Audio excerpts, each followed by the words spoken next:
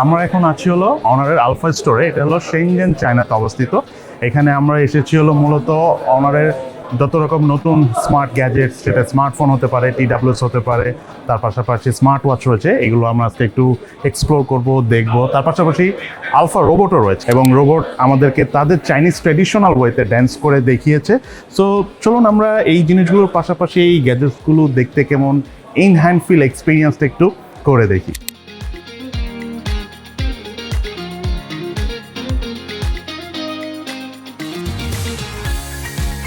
বিশাল এই স্টোরে ঢোকার পর ট্যাব স্মার্টফোনের পাশাপাশি রয়েছে কম্পিউটার। হেভি গেমিং কনফিগারেশন থাকে এই কম্পিউটারে। আমরা কিছুক্ষণ গেমিং এক্সপিরিয়েন্স করলাম, দেন আমরা ফোল্ডিং ফোন সহ ফ্লিপ ফোনের সেকশনটা ঘুরে দেখলাম। এছাড়াও স্পেশাল একটা গেমিং এক্সপিরিয়েন্স রুম রয়েছে, সেটার এক্সপিরিয়েন্স নেওয়ার পর আমরা আরো বেশ কিছু গ্যাজেট ঘুরে ঘুরে দেখলাম। এর মধ্যে একটা স্পেশাল কিবোর্ড আমাদের চোখে ধরেছে। ট্রান্সফর্মার বাম্বলবি এডিশন আসা কিবোর্ডটি বেশ অ্যাস্থেটিক এবং সিমিলার এই বাম্বলবি এডিশনের একটা স্পিকারও আমরা দেখেছি। স্পিকারের সাউন্ড কোয়ালিটি কিন্তু দুর্দান্ত, ইনফ্যাক্ট বেস দেখেও আমাদের কাছে অবাক লেগেছে। এছাড়া আমরা অনারের এই স্টোরে আলফা মার্ক করা একটি রোবটের দেখা পেয়েছি, যে মানুষের সাথে অনেকটা ভালো করে ইন্টারাক্ট করতে পারে, তাদের দেশের ট্রেডিশন অনুযায়ী হালকা পাতলা ড্যান্সও করতে পারে, যেটা ওভারঅল বেশ এক্সাইটেড লেগেছে আমাদের কাছে।